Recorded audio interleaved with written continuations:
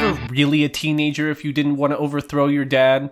Hi guys, welcome to Between Nerds Podcast. My name is Drew Philip Elias. I am here with my co-host, Mr. Aldo Mendez. What's up, buddy? Hello, nerds. Hello, Drew. How you doing? I am great. I had an excellent week watching one of the pinnacles of original anime adaptations because I watched Code Geass Season 2, and I know that you loved it equally as much as I did. Number 19 on my anime list. Number 19 on my anime list. .com.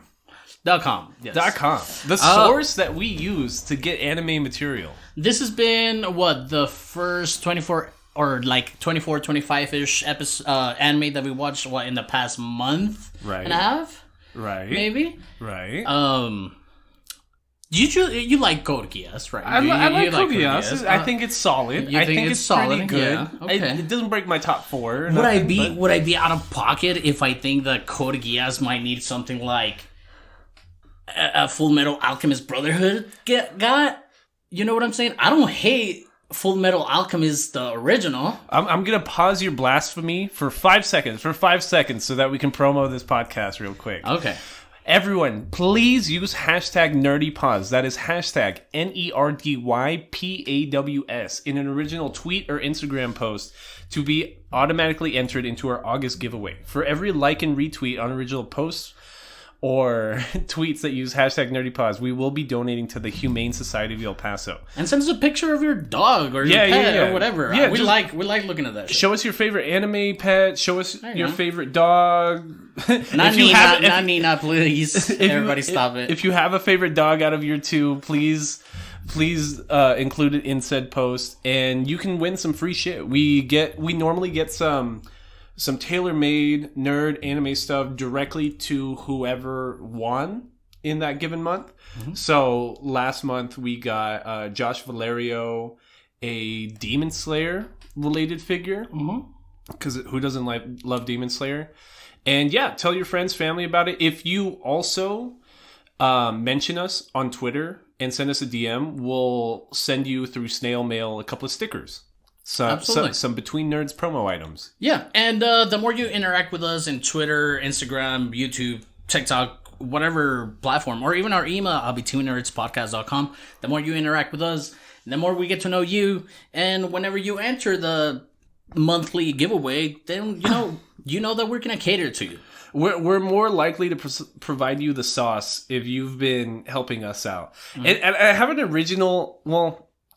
I have a weird request too for our listeners, because I was going through our current RSS host, because we went from RSS.com to Podbean.com because we wanted a platform that had better analytics, outsourced to more platforms within the platform itself, like YouTube and stuff like that. And what I'm starting to notice though is that Podbean.com recognizes our followers on the website itself. Mm-hmm. And so far we have 0. Yeah. So my request is to everybody, go to the Between Nerds Podbean page and just follow, subscribe. You're never going to jump on Podbean again, right? Yeah. But help our analytics. Yeah, it's going to help our analytics. We're going to feel good about ourselves, and we're going to keep doing this. And leave a rating or review on Apple Podcasts, Google Podcasts, anything. Yeah, definitely. We definitely need to push more shit on Instagram.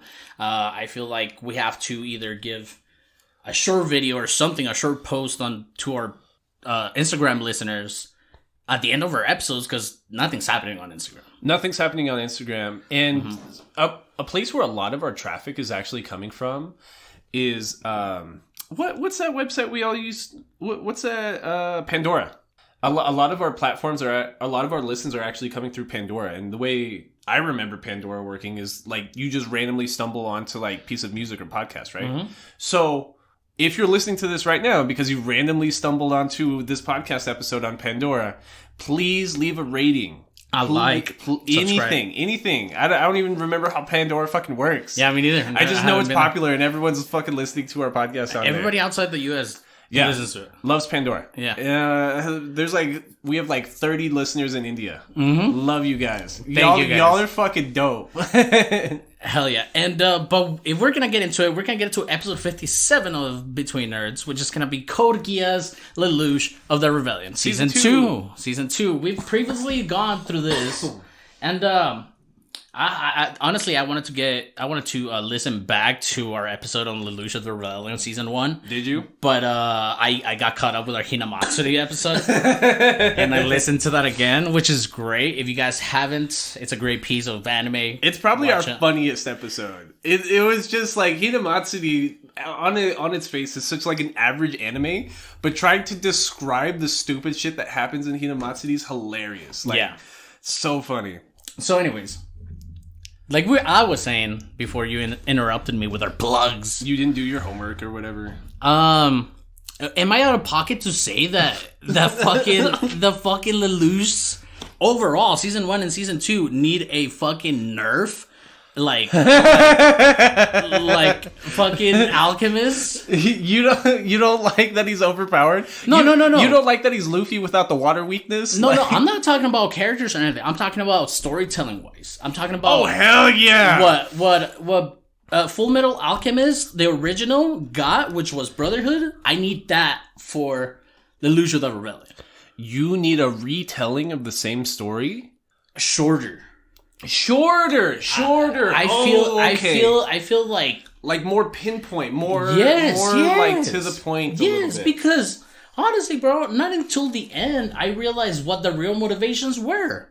And you're watching 60 episodes. It was for his sister, bro. You're watching 60 episodes and you're like, what are the motivations? Because the motivations change. It was for his sister. He says that episode 1. Yes, but at the end, like the fucking sister, it wasn't even the. You're led to believe that he has to save her, like Mario style. He has to make a world that is safe for her to live in. So he has to overthrow society. Right. He has to change the world in such a big picture kind of way that his sister's just chilling. Right, because they live as political fugitives from the aristocracy because their father was the dictator of the world. I get it, but I feel like maybe 50% of this anime could have been out. No, I agree. I'm giving you a lot of shit, but I agree completely because like I'm literally watching this, right? I'm literally watching this. And what did we watch last week? We watched Godzilla Singular Point, and we gave it so much shit for saying so much bullshit in 13 episodes. When that thing could have been like a 5-episode short series if you just wanted to show me the fucking monsters, right? Code Geass, but. It's because I was trying to think about it in context, like when this came out. Code Geass Season 2... 2008. 2008, right? Okay, so... Not a lot of good shit happened that day. No, but it's not even that. Think about how the anime industry was different back then. Yeah, So, we were talking maybe like 3-4 weeks ago already during a Nerd Down about how like half of all anime that's come out ever has come out in the last 5 years, right? Because the anime industry is just pushing such like a large volume of content. In 2008, every studio was really backing all their financial backing into one project. There wasn't like Studio Mappa in 2008 making 8 fucking bangers in 1 month. Like nobody just had the resources for that. And with that, before streaming and international rights, like a studio wouldn't see that money to put into projects. So when they had the project that they could commit themselves to, they milked the shit out of it. So Code Geass is 50 episodes. It's 2 25-episode seasons because they really wanted to milk like the revenue from this. Anime original, absolutely. Right. And don't get me wrong, I like it, but I didn't like it until the last episode. It's because it fucks your head at the end too. It doesn't fuck with your head. It's just, it's trying to push a lot of stories at the same time. It's trying to push your mecha story. Dope. It's trying to push, super dope. The mecha fights were so. I remember I was listening to our season 1 episode the other day, and you were critiquing the giant robots because you didn't think they had shown enough. Because you were like, the little bit I saw, that shit was dope. For which one? I'm sorry. For our Code Geass season 1 episode. Yeah. Uh-huh. And you were talking about the giant robots, and you were just like, honestly, the scenes they were in were fucking dope. But they're so quick and so to the point, like. But by season 2, it's all just like giant robot fights all the time. And I fucking love it, dude. I fucking like it. And then they're pushing a story of Lelouch, of course, and trying to get his sister out of that range of government or whatever. And then we have... So Lelouch is the 13th son of the Emperor of the Holy Roman Emperor of Britannia. Correct. the Holy Empire of Britannia. Which, in this case, is just like the Earth... conquered by Britain, quote unquote Britain, Britannia, and Japan is Area 11, right, of their reign. So you're not allowed to have a national identity outside of being a Britannian citizen. So you just get labeled a number, or your region gets labeled a number. Great story too, which is dope. I like to rebel against the government, bro. Fuck I love the government, bro. You know what I'm saying? Fuck the government. So Lelouch is a political refugee because the Britannian Empire does like that even older than like the Holy Roman Empire kind of thing, where like for every conquered land, like the emperor takes a wife, has a kid with her, and then they're labeled in like somewhere in the royal hierarchy, right? Which is why some Game of Thrones shit. So that's why Lelouch is the 13th son, because his mom was the emperor's Japanese wife, and there was a political ploy to kill Lelouch's mother, cripple his sister. She's now like in a wheelchair and blind. Mm-hmm. How did she get blind? We'll get there in a second. Okay. And so Lelouch's whole goal has been to use a magic power he got from a green-haired witch that lets him control minds when he looks into their eye. C2. C2, yes. C2. And he now uses that power to kill his siblings, who we know to be his political rivals because they're the other sons and daughters to the emperor. And if you listen to our first episode, Lelouch, like, he's just a student in the school because he's hiding out from the royal family. Right. So he's a half Japanese, half Britannian, secretly the son of the emperor, just known to be, like, him just being at this school just means he's part of, like, Britannian nobility, but they don't know that he's half Japanese and the son of the emperor. It reminds me almost like the character in The Green Knight. Oh. You know? Yeah, kind of. But like, not as open to the family. Right. So, Lelouch's whole plan, after getting the power of Geass, the power to control minds, the power of the king, is that he's going to try to stage a rebellion, secretly as Britannian royalty, to rile up the Japanese populace, to overthrow the government in that region, to make a safe place in Japan that both Britannians and Japanese people could live together, which would make an ideal society away from the prize of the Britannian government that his sister could live peacefully. Mm-hmm. And that's the plot to season 1. That's the plot to season 1 and season 2. It gets muddied. It gets muddied, yeah, exactly. But, so, okay, we're following that Lelouch, and what was her name? Nunnally? Nunnally. The little sister. Yeah, so, exactly, she's blind, she's fucking this, and then we have the friend, Kururugi. Kururugi, in the first season, if you guys heard, Suzaku. Suzaku Kururugi. Right. But it's something that you notice, that when the Britannians speak about him, his name's Suzaku, but when the Japanese talk about him, his name's Kururugi, because Suzaku Kururugi is the son of the last emperor of Japan, and he killed his own father to try to stop, like, the Britannian people from killing Japanese people. Mm-hmm. So now, but the only reason I'm bringing up the naming thing is because, like, he tries to sell himself as a fully Japanese person, that he's a Britannian noble, but the actual Japanese people, like, call him the Japanese custom because they call him Kururugi.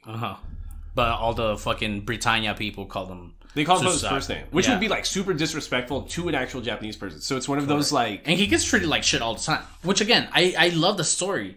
And then, Colin Colin Stedfeld. We're having Colin R.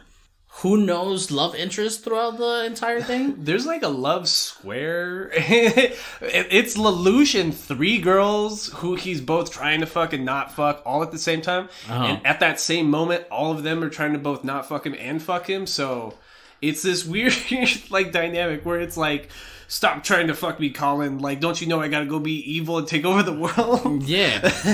And I loved like the Revelion team too, because it reminds me of like, you know, Star Wars and shit like that. It reminds you of like just overthrowing the government. Yeah, it's awesome. Star Wars a lot. Yeah. And but if we pick up from where we started, I mean, from where we finished on season 1, Lelouch starts off just having. We still it's because like, so season 1, that arcing story is what I initially described, and he becomes this masked, all in black Knight for Justice named Zero, and he creates an order called the Black Knights, which are like this terrorist incel group within Japan trying to overthrow the Britannian government inside of Japan. Excuse me. And but what ends up happening is that Lelouch's childhood best friend, Suzaku Kurodugi, is now like the best knight in the entirety of the Britannian government in Japan. Like, he gets knighted. He drives they call them nightmares. Those are the giant robots. And he's the best nightmare pilot. Gurren nightmares and shit. Right. And every time like Lelouch is doing his big plot, he's trying to destroy some kind of government building, it's always Suzaku that's there to like fuck him up. But they don't know that they're each other, right? Correct. Until like the very end, Lelouch accidentally uses his Geass on Suzaku because Suzaku was able to beat Lelouch in battle, like in a bunch of nightmares, break into his nightmare cabin, recognize it was him, but they were about to get gunned down by the rest of the Britannian military. So Lelouch had to use his Geass to control Suzaku's mind to tell him to live. Just live. That was the only order. And Suzaku went full ape shit, killed like a whole battalion of Britannian Gundams, whatever the fuck they're called. And they escaped to a remote island where Colin is with... Who's Colin even with? Do you remember? No. Oh, no, with Euphemia. Oh, Euphemia, yeah. So, Lelouch has a sister named Euphemia. She's like 12th princess in line for whatever the fuck, right? And her and her sister Cornelia come to Japan, come to Area 11 after Lelouch kills one of their brothers, like the stupidest brother. And that's what sets off Lelouch to being Big Bad Zero and trying to overthrow the government because he killed one dumbass brother. Correct. So the actual smart people in his family start coming to the country.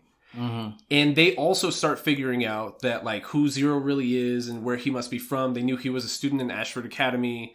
They kind of figured like who or what he was, so they had spies on him. But Lelouch's sister Euphemia has like this really childish wish to just like give the Japanese people their own autonomous government within the Britannian government. So it'd be like Hong Kong inside of China. And China eventually took over Hong Kong, so same thing.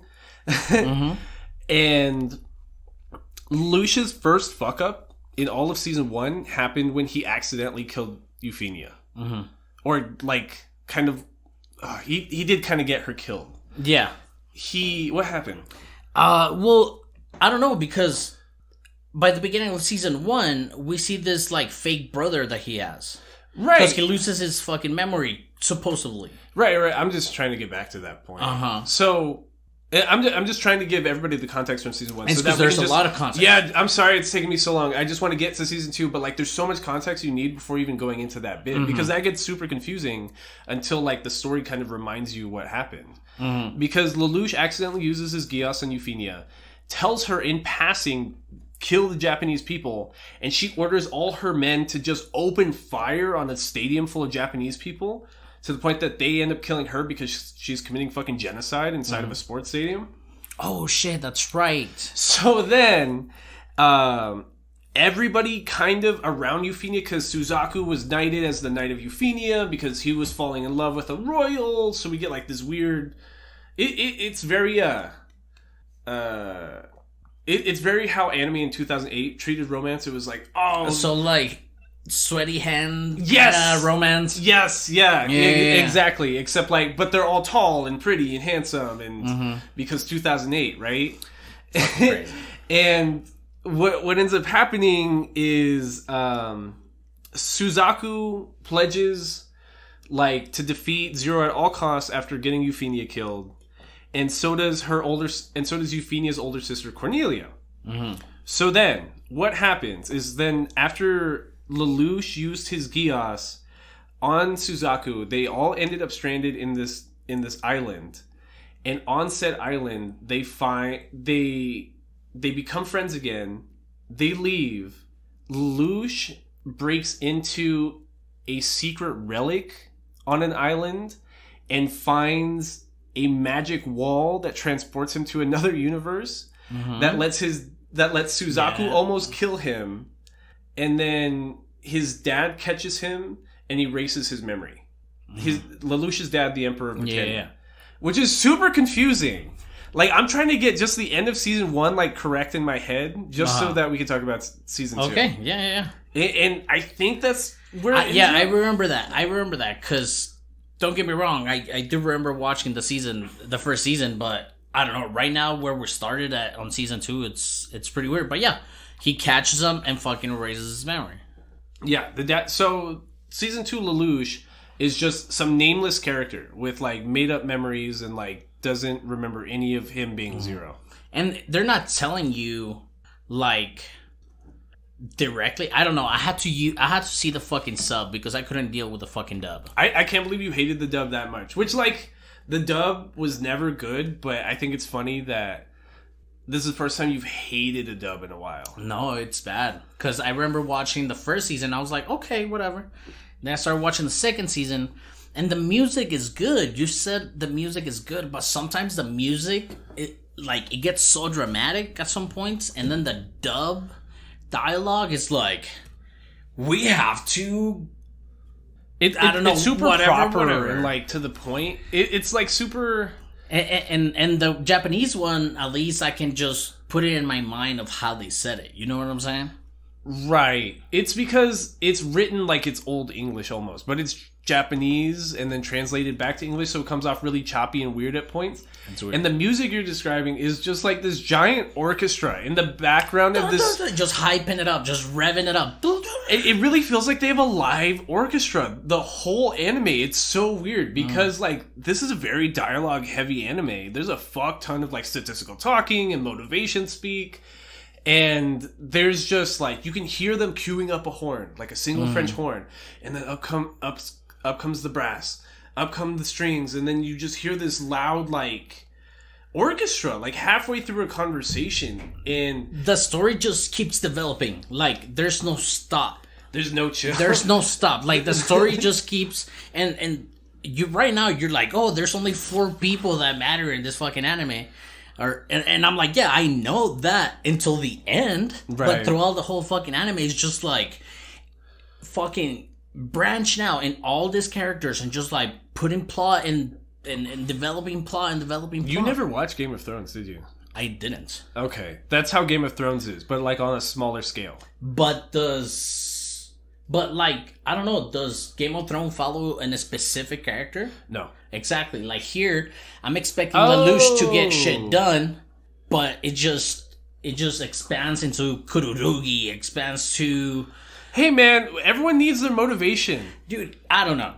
Akame got killed, expanded really good. I don't think this expanded that You great. haven't brought up the Akame got killed like comparison in a long time. It's been a few weeks. I don't know, man. It's, oh god, it's because you're right. Like, there's a lot of speaking that doesn't need to be here. Like, every episode has like 12 minutes of plot that actually matters. Because it's exhausting to watch. Because, like, when I was talking Godzilla Singular Point, every episode has like 3 switches and scenes and locations because it's just moving. It's always moving. It's always moving. And Code Geass is a lot of the same. It's just like, why are we in the Chinese Federation? Which part of the Chinese Federation is going on? Who betrayed who this time? Like... It never gives you, because it's trying to always move forward while trying to also fill up plot for no reason. It is a lot of contrivity that doesn't need to be there. And that's what I'm saying. Like, don't get me wrong. I was having a good time, but by episode 20, I was trapped in this. Why am I still watching this? And it just keeps going, and then you think it's over, but it's not over, and then you think it's over again, and it's not over again. I get what you mean, because there's like where you thought the plot would ends on like episode 20. Once you get like the big reveal about like what Geass really is, who his emperor and his mom really are, and I had to check the episode number. I had to check the episode. I'm like, episode 20. I'm like, this doesn't make any sense. Yeah. It's because, like, so the whole plot of season 2 is, like, Lelouch is rediscovered by C2 and the Black Knights, and, like, they unerase his erased memory, and then he just, like, goes right back to just fucking with the government. But at the same time, he's trying to pretend to still be a student with his memory erased at Ashford Academy. They implanted a spy in his close network who's a literal, like, assassin for the Britannian government who has a Geass that he uses as a weapon to murder people. Yeah. And that's who they have watching him. That's how much they're scared of Lelouch. They're like, if his memories awaken, like, Rollo needs to murk him immediately. Oh, and then they implanted the fucking Rollo guy. Is that who you're talking about? Yeah, that's what I'm talking about. Bad. Yeah, fucking Rollo, dude. The character, it's cool, but it dragged a lot. It's scary. It's scary because it feels like a horror. Because it's clearly that this is like a little monster in front of him. So that's what I wanted to ask you. Like, even before we started recording, but like, there's a lot of ways you can talk about this anime. Right. You know what I'm saying? We can sit here and dissect one thing and dissect another thing, but the relationships that like Lelouch has and the motivations that Lelouch has, even like in every 3 episodes from the start of season 2, is just they fuck you around with extra characters, and then because every episode it's called a move, right? You know, it's a game of chess. Yeah, they make it seem like a game of chess and stuff, and the fucking mecha fights are really good, but then Lelouch always gets away with it. Like, yeah, it's almost like Monster of the Week, but no, I get just win of the week. Especially by the end, because he's gotten away with so much shit. It's so much shit, but like it works. It works. Honestly, I thought that at a certain point too, but at a certain point, I was like, a new plot line comes out of that shouldn't even be happening because Lelouch have been caught 10 times, but now I'm just like, can't wait to see how he gets out of this one. And then everybody, like in fucking One Piece, is like, you want to be on my team? It's like, nah. It's like, you want to be on my team? All right, I'm in your team. The entire anime. It's because it's a lot of allegiance flipping too, but that's it's like the double crossing the double crosser, the double crossing. It's right. Crazy. So, like, one of the first double crossers is her name's Valletta Nu, right? And she's a Britannian noble who's like part of the military, and she got amnesia during a fight with the Black Knights one time. And one of the Black Knight members, Ogi, like falls in love with her. Which is like total some Stockholm syndrome shit. Like, she didn't have a whole memory, and he just kind of like holed her up as a prisoner in his apartment, and was just came to hit while she cooked, and then was the term that they used to like when you like get a young girl and then you like mold her to what you want her to be. I don't remember. Like that, fuck, grooming? Oh, yeah. Well, she was an adult, but still, she lost her memory, so it's gross. I get it. It's in that field. Okay, cool. Yeah. No, yeah, exactly. So, but she gets her memory back after I don't even fucking remember. She got her memory like unlocked by the Emperor or something, and she's also now like ploying as a teacher in the school, and is like keeping an eye on Lelouch, and it's just you're right, because it's so stupid at this point where he's doing these big crimes in China and like overthrowing the Japanese embassy in Britannia and just all this wild ass shit that he's still pretending he's at school the entire time. And then as he's doing all these things, there's people within that are either crossing him or like double crossing. Like at some point the brother was gonna kill him. The Brolo guy was supposed to be there to kill him, but he doesn't because he really loves him, because he gets really fucking weird. And then it's brotherly love, bro. So yeah, the storyline with Rolo is like he figures out first that Lelouch got his memories back. So his orders are to kill Lelouch if he ever notices his memories are back. But Rolo, as being like a trained assassin from a child, he never experienced a family unit, so it's like it's the fucking plot to Black Widow. Yeah. It's the fucking plot to Black Widow. So his only fake brother that he knew, he grows this attachment with because Lelouch, while having amnesia and thinking that he was his actual brother, gifted him a charm that Lelouch actually meant to give his sister, who he actually gave a shit about. So then Rolo gets this weird like this attachment to Lelouch where it's a lot of like it reminds me of JoJo in this way that I don't want to describe, because it's like it's really they just like each other a lot. All right, Rolo likes him a lot. Rolo likes Lelouch a lot, bro. Like a lot. And so then you're watching this. I'm a first time viewer of this shit. I'm watching this and I'm like, okay, it's like this was probably gonna stab them at the end. So I'm gonna follow this. So, and then you're watching like all these girls trying giving it to fucking Lelouch at the end of the day. What else? Well, it's okay. So then the girl thing. What else? It's because that's what I'm saying. Like, no, but it's because I want you're. It's because it's so interesting to me, like, when you go into these plot points. So, like, I don't mind you bringing up these big things about, like, the girls liking him. But, like, I want the audience to know, like, what made that so fun for me. Because, so you're describing all these girls want him. He's just this emo nerd who's basically asexual, kind of. Like, C2 is treated as, like, this immortal god witch with, like, giant tits. And she's always walking around naked and eating pizza, right? The head knight of the Black Knights is Colin, because she's the best Gurren driver. She reminds me of Yoko. From... Almost. Gurren Lagann? Oh, yeah. Like Yoko from Gurren Lagann. Red hair, all that shit. And she is always, like... She starts falling in love with Lelouch. At first, she respects who she thinks Zero is. But she also figured out that Lelouch was Zero when Lelouch got captured at the end of season 1 and his memory got erased, and she knew that he was Britannian royalty, so she didn't fuck with him after that because she thought he was Japanese. She wanted to fuck a Japanese boy.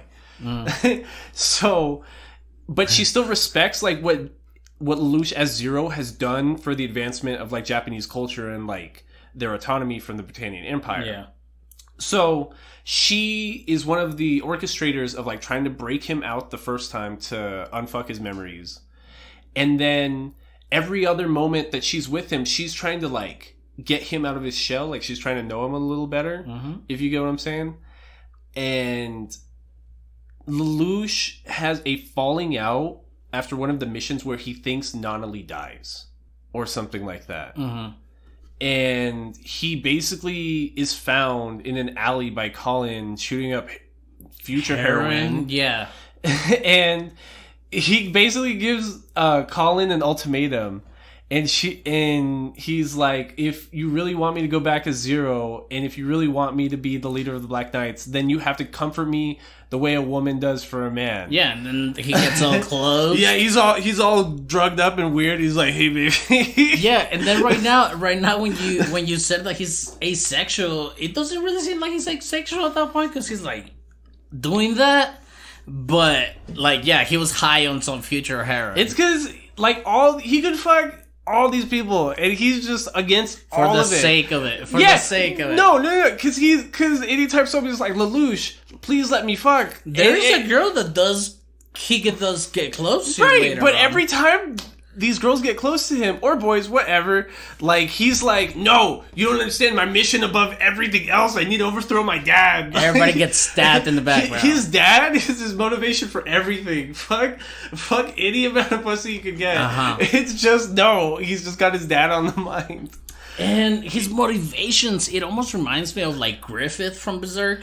Because he's always like, yeah, the novel reason I'm doing this. But I'm like, I don't think so, dog. Like, he's getting all these people killed. He fucks up all the time, and then he makes it out because of the Geass or the mecha fights. Right. So we've talked before about, like, writing in the Deus Ex Machina kind of way, and Code Geass always has an explanation for the Deus Ex Machina, which is kind of funny because it's like how the fuck does Lelouch get out of this one? Some crazy bullshit happens. It's just like, how did that happen? Lelouch secretly orchestrated this wild thing that would have never happened before because he understood this moment 3 weeks ago when no one else was thinking about this moment. I fucking like it. I fucking like the action. I fucking like the moments of, oh, he fucking did it. I like the moments of the love interests, but there's a lot of shit in here that I don't want to see because it doesn't fucking make any sense until the end. I just want it to be shorter. Yeah. It's because it really all could be shorter because, like, you think of the early things that happen in the anime. It's like they make friends with the Chinese government and they make their own government with the Chinese, from the Japanese to the Chinese government. And then the Chinese government flips back to the Britannian side, and then they switch back to being with the Black Knights. And that's like, it's hard who to follow sometimes. Because at a certain point, after episode like 18, 19 or so, everyone kind of abandons Lelouch, but we still have fucking 7 more episodes, so shit's still happening. I'm invested in Lelouch. I'm invested in the mission with Nanali. And then the fucking family, all the other lieutenants, all the other quote unquote Marines from One Piece that are there just come to fuck with Lelouch. Right. And I can't really tell you in what order all these fucking fights are, but it doesn't put him in any better place until the 20th episode. Yeah, it's a lot of what you were talking about, like fight of the week kind of things. Because they'll set up a core group of characters that will fight every episode, right? So, Suzaku, from turning in Lelouch, is now the Knight of 7 or whatever. Or the Knight of 10. And then we meet the other Knights of the Round, which are like these premier A-Gurren fighters. And they're all now introduced at the school setting too, which was like in the early part of season 2, it's trying not to ramp you up too hard, but it still kind of is because it's like half the content is just Lelouch at school, just fucking around doing stupid shit. Like there's a whole like game played where the girls all try to get Lelouch to be their boyfriend, but because his family's assistant, who's also a ninja, was pretending to be him and accepting all these date appointments. They even introduced you to a fucking maid character, which I fucking love, because the fight that she does with the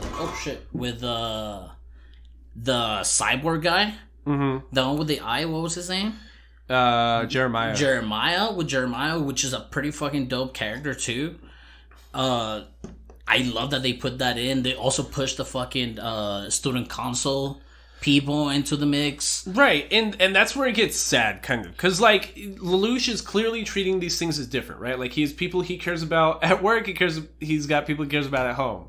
And, like, at work, he's overthrowing the fucking world government. At home, he's just a regular-ass student with a girl that has a crush on him and a best friend that doesn't know who the fuck he really is. And a class president that's just trying to get him to fuck that other girl. And now that you mention it, dude, like you said, oh, there's only about 4 characters that really matter here. I was really invested on the Japanese Revelion team characters. Yeah. Than anybody else. I was more invested in them. Like Ogi and Colin. All the other ones. Nina. Well, I like it because there's a payoff for being invested in these characters. Mm-hmm. And at a certain point, Lelouch, while lying to Rollo and saying that he needs to protect Zero's identity as Lelouch, and at a certain point, Jeremiah, who was a villain in season 1, they call him Orange Boy because Lelouch overtook his mind with Geass one time and like made him commit sabotage or something, and he said it was Agent Orange, so they call him Orange Boy from every episode out. He gains a technology from Lelouch's uncle V2, who's also the originator of Geass in this world. He gets a device on his face that lets him nullify all Geass in the area for everybody in the area.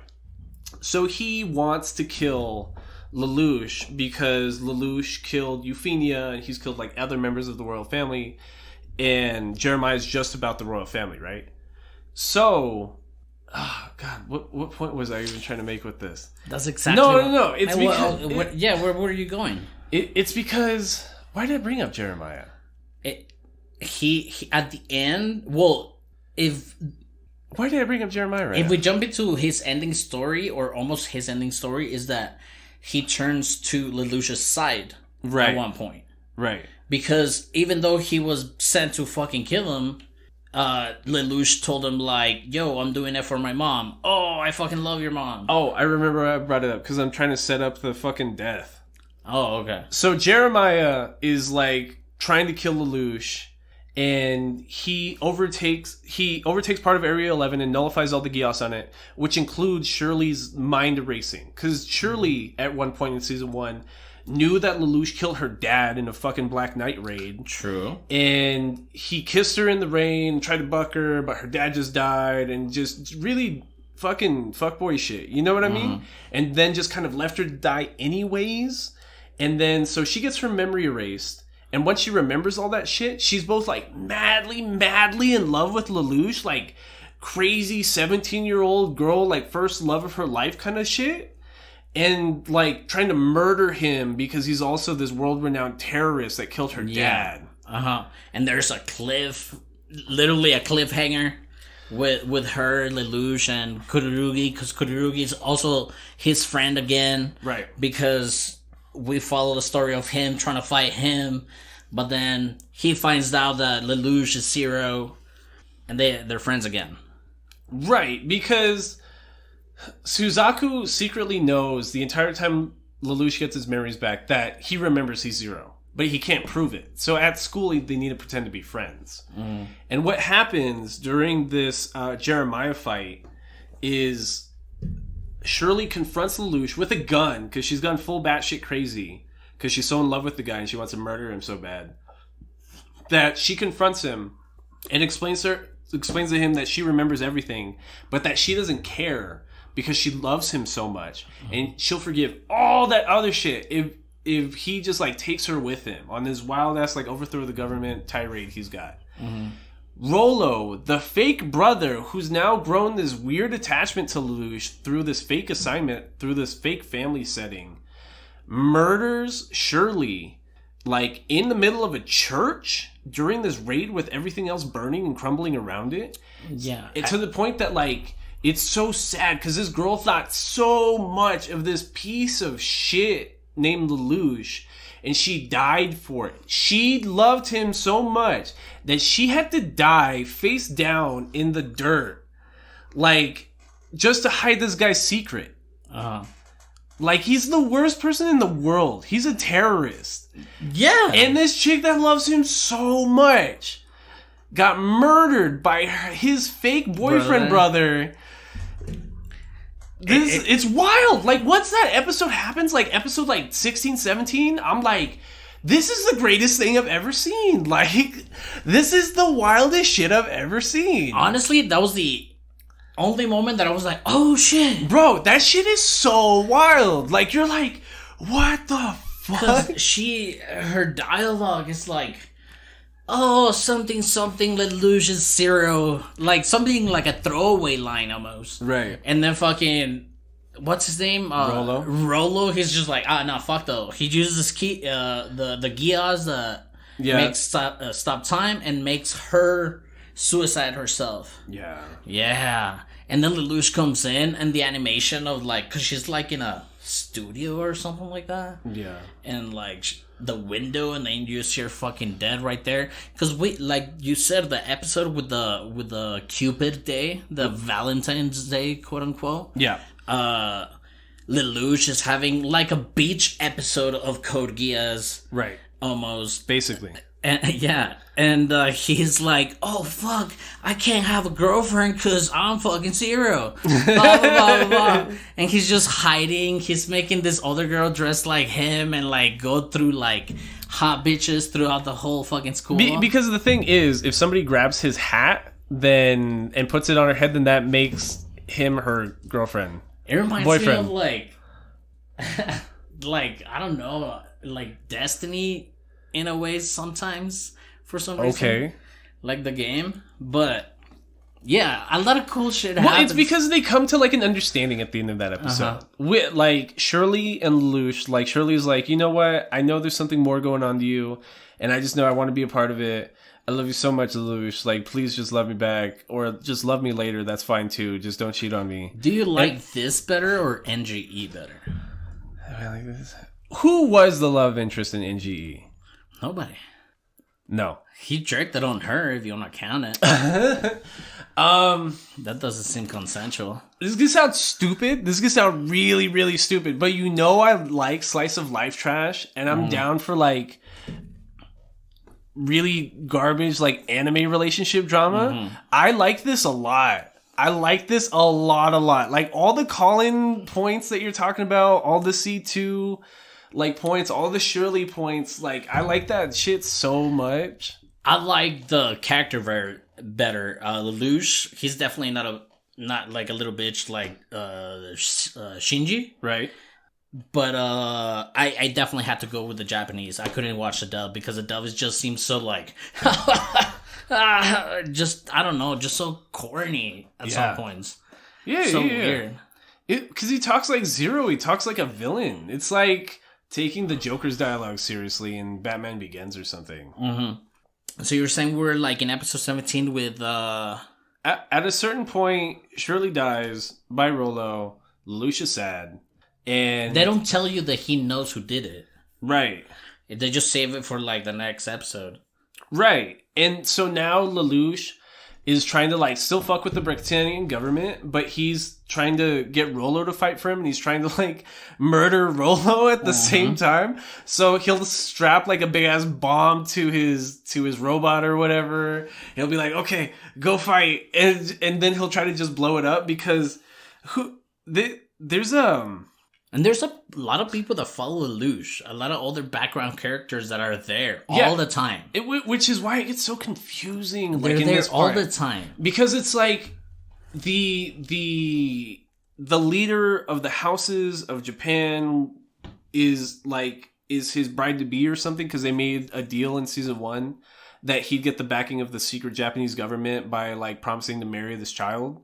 So then we get this whole plot line about the Chinese empress being run by a group of evil eunuchs, and the eunuchs want to sell the country to the Britannian government, but it's up to this 8-year-old Chinese girl, her 20-year-old knight, and the entirety of the Black Knights to overthrow the Britannian government and the Chinese Federation, which in itself is a really, really weird plotline that I don't like at all, because, like, the thing is, this knight, like the best knight in all of China or whatever, who's not only good, like, with a samurai sword, but is good in a Gundam, he's in love with, like, the 12-year-old Empress of China. Oh yeah, and, like, the top tier, like, mechas, the Nightmares, they're like Gundams. Yeah. They look like Gundams. Yeah, and they pose like Gundams too. It's like watching a bunch of robots JoJo pose. It's super wild. Like Beetleborgs and yeah. Power Rangers. Beetleborgs were dope. Beetleborgs are cool. But so the plotline here is this knight of China is so in love with this 12-year-old girl that he tries to overthrow the government so that she can't be sold to the youngest brother of the Britannian government, who's like Lelouch's stupidest brother or something.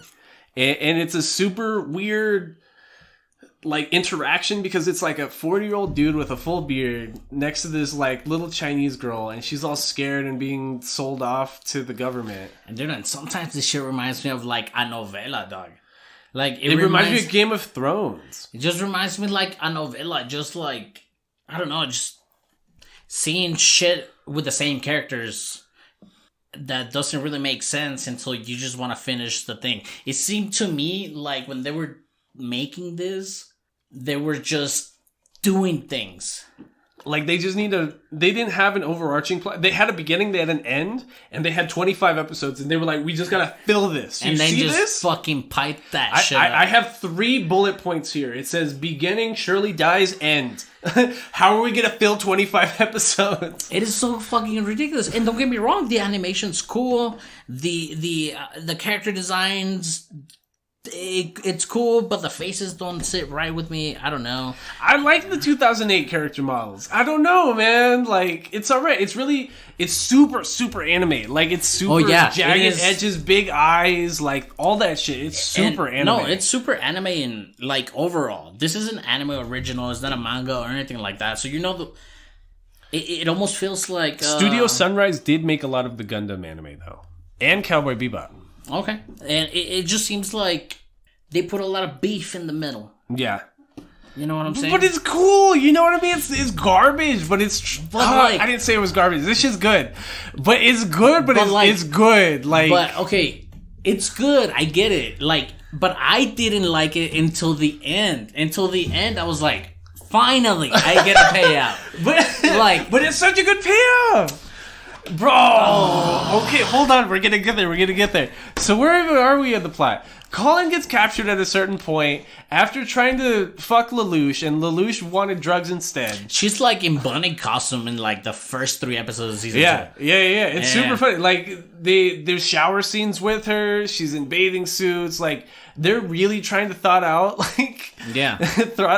Colin for some reason, and then she eventually gets captured by losing a fight against Suzaku because, you know, they just fight every fucking week and they just meet on some nameless battleground. She gets captured. Oh, I hate you. And again, like, Lelouch has this whole emo moment where, like, it's like when Shirley first died, he goes full emo for like 2 episodes. Yeah. As soon as Colin gets caught and like captured by his brother Schneisel, like emo again for 2 episodes. Just like, oh, my bitch is gone. Like, what do I do? Yeah, because as this quote unquote game of chess is going on, at some point somebody gets the upper hand on him in battle. But his brother Schneisel. His brother's Nigel, which he's important at the end, but they don't tell you that he's important right now. He's just there, like every other fucking character is there. And he's like, oh shit. And then fucking this girl comes in, she's like, stop Colin? Colin is like, you stop being a fucking dick, and starts making him do shit again. Yeah, like he's all of a sudden like...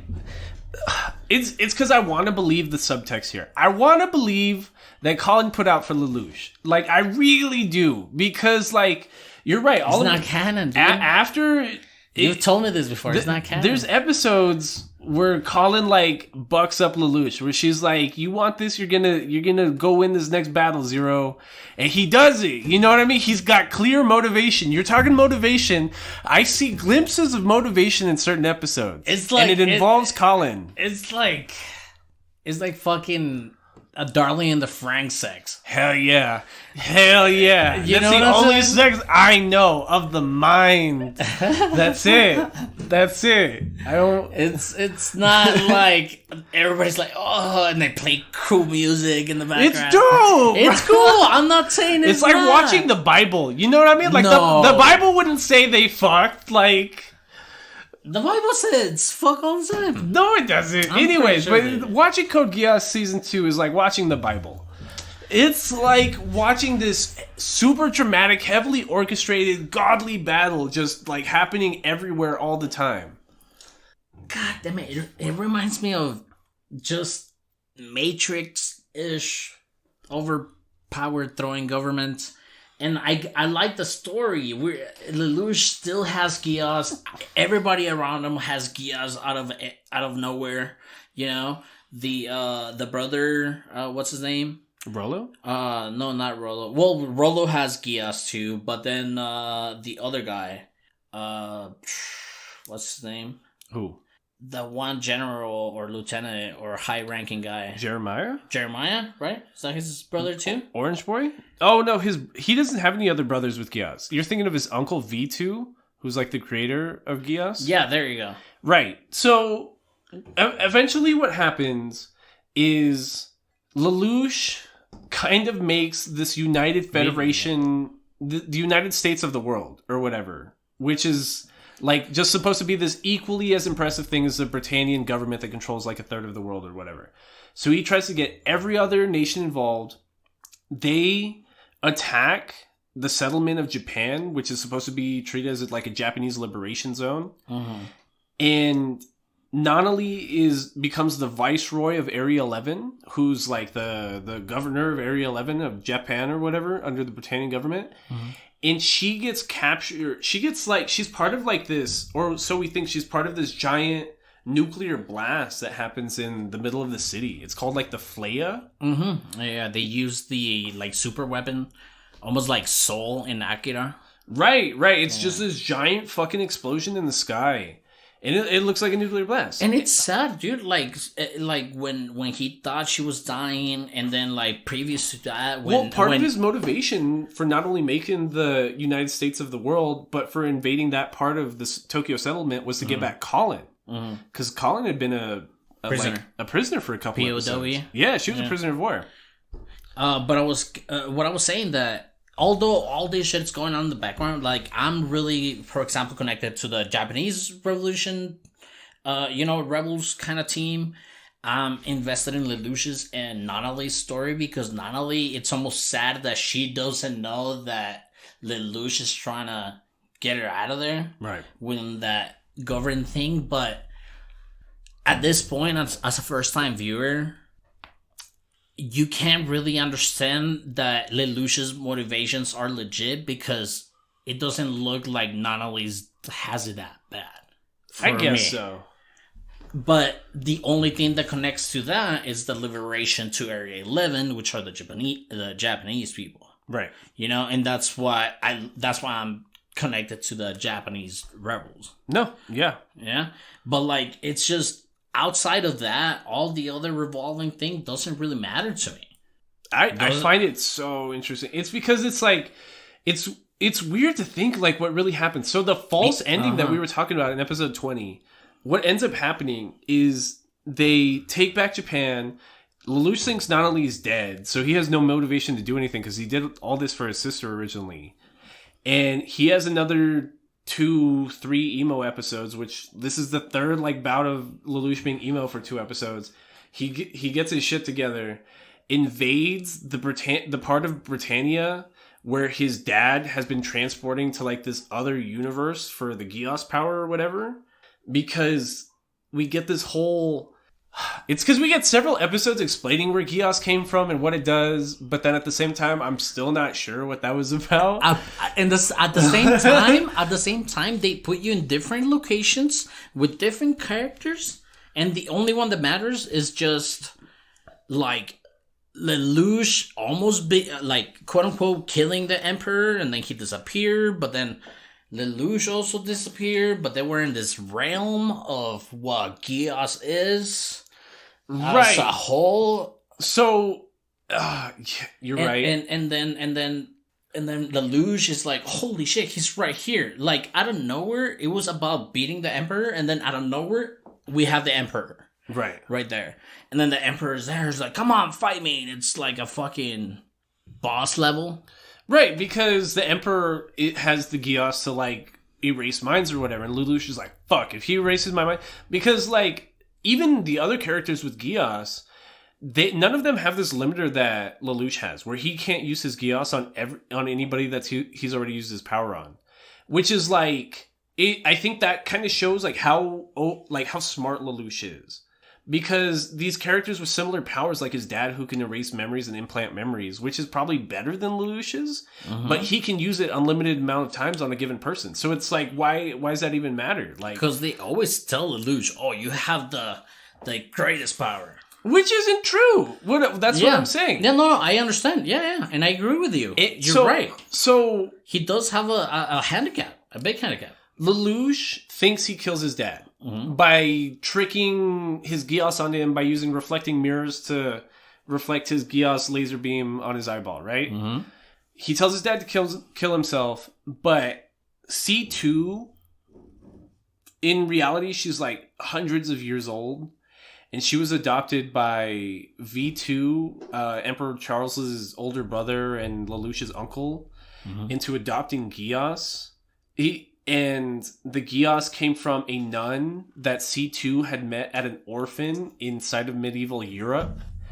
And she sold herself for the power of Geass to do like better for herself because she was a starving child. Like she's like a 6-year-old, 7-year-old, something like that. And this nun tricked her into developing her Geass to be so powerful so that she could kill the nun. Because if you have Geass, you're... Or on C2's level, you're like relatively immortal. Yeah. So she can like get shot in the head and she's fine. But not everybody's immortal. Right. So, but at a certain point, if your Geass gets so strong and you're immortal, then you can't die and you just want to die at a certain point. So C2's original wish is for Lelouch to get so strong that he can use his Geass on her and kill her. So then... It is very cool. C2 very cool background story. Kind of starts realizing... C2 kind of starts realizing that Lelouch has grown so attached to her and is so like used to like relying on her that he probably won't ever kill her. So she makes a deal with Emperor Charles behind his back, selling Charles her Geass so that he can kill her. Because who's the Charles guy? Emperor Charles. Emperor Charles? Oh, okay. Lelouch's dad, the Emperor of Britannia. My bad. Yeah. So that C2 can get her final wish, right? So then that's like Lelouch's big betrayal. Is like he then realizes that Charles is now immortal and that C2 has switched on to Charles' side.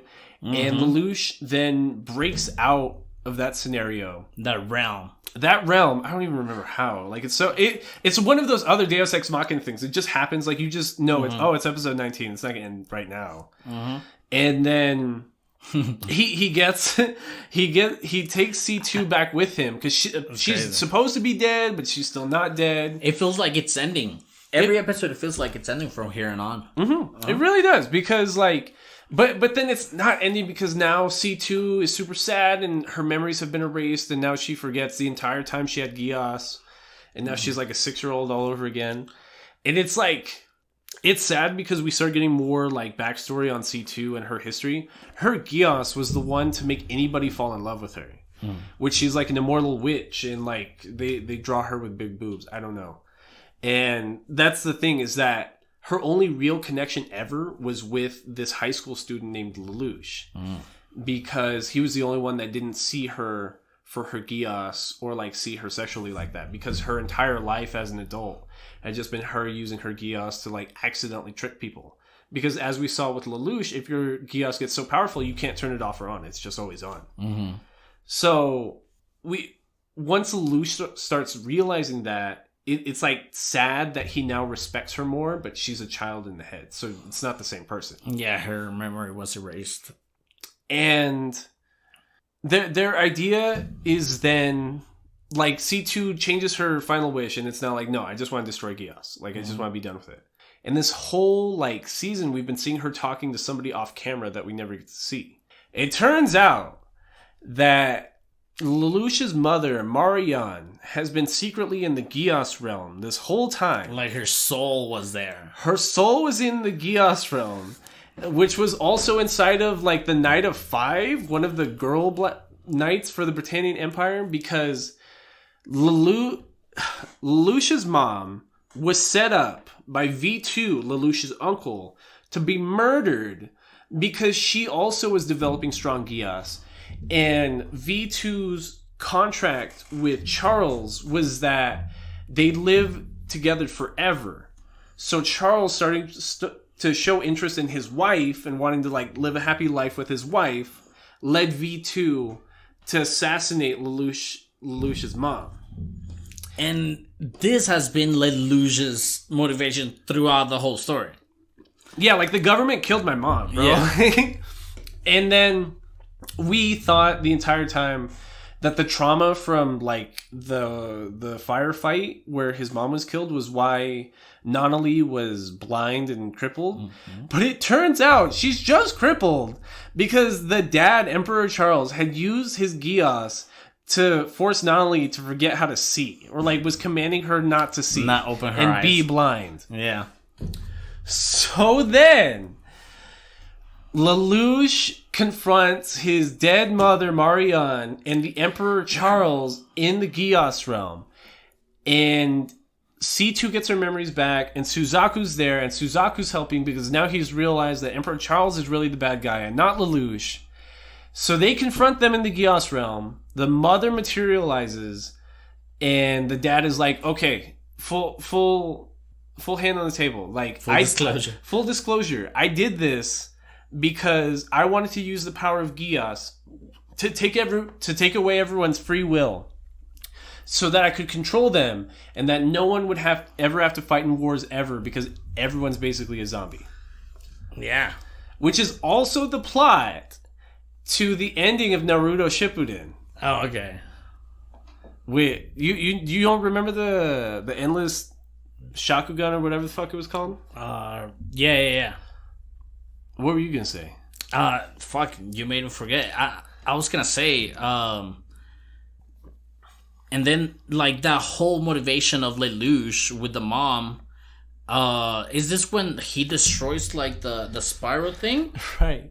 Yeah. So there's this giant spiral thing, which is like meant to symbolize everyone's subconsciousness, which is like clearly stolen from NGE. Like this whole scene is stolen from NGE. That's what I was gonna say. Like right here, I'm like, this is peak NGE level right now, and there's like a helix, you know, like the DNA shape going up to like this god sun thing looking in the sky within this realm. The Lelouch, the Emperor, and C2, Marianne are in. And keep in mind, this is episode like 2021. So even right here, you're like, fuck, it's not gonna end.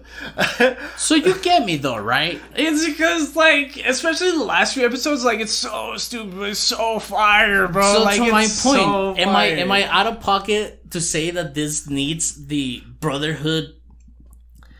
Hell no. This shit's perfect as is. Cap. I don't know. I don't want to hear it. I don't know.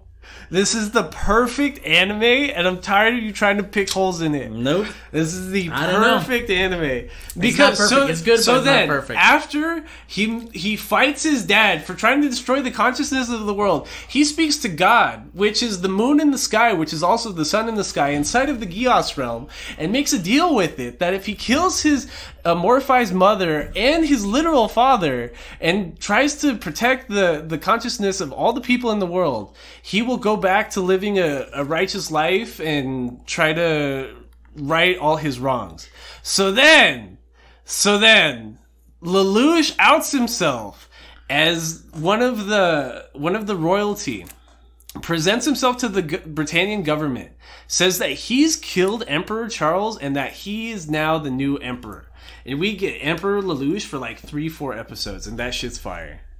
I thought the get up, the dressing, the character design and the clothing and stuff, that was really badass. At this point, I thought the anime was already done like 4 times, I believe. We get fucking Lelouch because we haven't even talked about like the other like background plots that Zero at some point got the authority to free Japan. They went over there. There were some Britannians fighting against them and stuff like that. So he moved up the rank, I guess, in that kind of fucking way. Just doing the Gundam fucking fights. Right. Yeah. Because go ahead. At a certain point, the Black Knights kind of betray him, and this part feels rushed and like Like, they were trying to stir drama because we had never seen the Black Knights deny him at any other point. And then all of a sudden, it's like episode 21, 22. The Black Knights are like, who the fuck really is Zero? This guy that we've been following in this black mask that just overthrew the whole country of China and Britannia. Who is he really? He's just been like, yeah, they're just like, what? Like, if they were, you know, fucking the military is like, oh, shit. Well, it's kind of because Lelouch's brother's fault. Because, like, after... Fake brother? Well, Schneisel. Oh, Schneisel. Oh, it is Schneisel's fault. Because Schneisel realizes while they're playing chess at the wedding, at the pre-wedding dinner for the 12-year-old Chinese empress, that Zero really was Lelouch because he remembered how he used to play chess. And then the quote unquote Chinese characters in the anime, it reminded me of the Chinese characters in Full Metal Alchemist. Japan's like weirdly stereotypical about China sometimes. Yeah, they just put them in like those big monk kind of, like you expect like gold silk designs and stuff on like dragons and stuff. Like they're in like warrior kimonos. Well, no, that's wrong too. But you get what I mean. Kimonos. Yeah. But no, yeah, exactly. Yeah. And the plotline right here is that so Lelouch has basically accomplished everything, right? And we still got like 3 more episodes to go. I thought it was done, dude. I was like, okay, he's cool. He's emperor. Well, just Nanali's dead. That's it, right? Mm-hmm. But then one day, like, Nanali is just not dead because the plot needs her not to be dead, even though we just saw the entire area she was in get destroyed in the nuclear blast.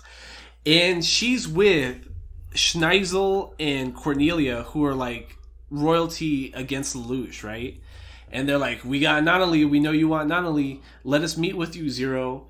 And they meet with Zero, and then they just kind of like plot on the Black Knights being like, hey, Zero this whole time has been one of us. He's part of Britannian royalty. Y'all should just betray him. And within like 30 seconds, they're like, all that trust we had was just like dissolved by the Black Knights. And they were like, yeah, we should totally murder him. He's Britannian. What? And then they have this fucking background character that is like the fucking best friend, and he's like, oh, I love Zero. Oh, I hate Zero. Tamaki. And shit, at this point, he's still fucking emperor.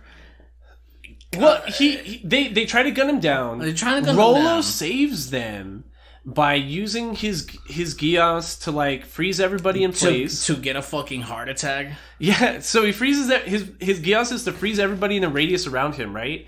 But it puts strain on his heart, so he freezes everybody in this one room. Lelouch and him escape. And he keeps freezing the Gundam pilots around him to the point that they just fall out of the sky. Just escape. Like, Rollo got super weird, like, the entire season. And then in this point, like, Lelouch tried to kill him a couple of times. He's in the same nightmare that Rollo is in, and he's keep using his Geass. And he's like, no, don't do it. Why are you doing this? And it's like... Because, like, a couple episodes before this, when Zero realized that Yuffie died, he told Rollo to fuck off because he's not really his brother. Because we find out that he's also like a children that got experimented on by, like, the Geass fucking thing. Right, so there was a whole lab that was making Geass children, which is where Rollo came from. The Made in Abyss, like, it was just reminding me of that. Right. But it's not over. Rollo is using his Geass so much to freeze the nightmare pilots around him that he has a heart attack. They land, Lelouch has to bury him, and now all of a sudden Lelouch's motivation is to fuck everybody. Like, every system of government ever needs to be fucked because they killed Lelouch's fake brother. And and they're having like this fucking UN kind of fucking meeting. So Lelouch uses his Geass power in a room of the Britannian royalty when he declares himself emperor, uses his Geass on everybody in the room and just tells them, yo, I'm emperor now, treat me like emperor. And he's just fucking emperor. I feel like we've been talking more about the last 5 episodes that we did, like the entire fucking thing, because that's what it is. That's what it is. But it's so good right here because it's like... Oh, it is good right here. Don't get me wrong. It's just... It's a lot, especially in these last just like 5-6 episodes all crammed together. It's like the opposite of Darling in the Franxx. Because Darling in the Franxx had like so much to say for like 15 episodes and so little to say for 5 episodes. That's what Code Geass exactly what is happens. like a few episodes of a lot, and then a lot of the same for like 20 episodes, and then just a lot of just all those plot lines hitting at once. So Lelouch is now emperor. He tries to pretend to be the good guy because he overthrows all the Britannian like autocratic system. Like, there's no more royals, there's no more nobles. Everybody that was in government before is being kicked out. Like, I'm starting fresh. I'm getting rid of all the corruption and all that shit. But the Black Knights still don't trust him because he betrayed them originally. Mm-hmm. So now he tries to present himself to the United States of the world, which he created as Zero, which is now being run by that little Japanese girl that he originally had like proposed to and was going to be his future bride or whatever. And the character Zero, we didn't talk about it in the perspective of the like Britannia fucking army, but he dies like 3 times. Right. Yeah, and like he comes back and everybody's scared of him, and they have a fucking mecha battle. And but yeah.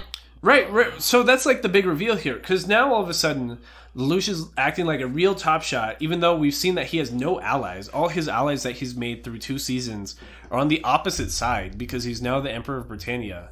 But now Suzaku's on his side, because Suzaku and him have come to an understanding. Kururugi, right? Right. Yeah. Even though Suzaku couldn't stand him because it was Lelouch that killed Yuffie. Mm-hmm. So Suzaku raids the UN building where they were trying to kidnap Zero and just starts like waging war on everybody. But then that drives out in like a couple days later in another battle, Schneisel and Cornelia all over again, because now Schneisel, Cornelia, which was the old Britannian nobles, are now working with the Black Knights, which were originally fighting against each other for like 2 whole seasons, against Lelouch, who is now the current Emperor of Britannia. Mm-hmm. And this all comes to a head at Ashford Academy, because Lelouch, as Emperor, is supposed to meet with not only the Black Knights, but the United States of the world. And he has Colin escort him to where the meeting's going to take place. And that's where we get our last like bit of like tension with Colin, which is super sad because I hate how this happens. Oh, really? Because Colin's been like madly in love with the dude. Like, he overthrew the whole fucking world and used her as a weapon for it. She's in love with him, like, but she's got like, no commitment from him, because there's been several episodes where like she tries to pin him or put him in like specific situations. She's like Ichigo. What? Ichigo, right? No, is that her name from Darling? Oh yeah, she's like yeah.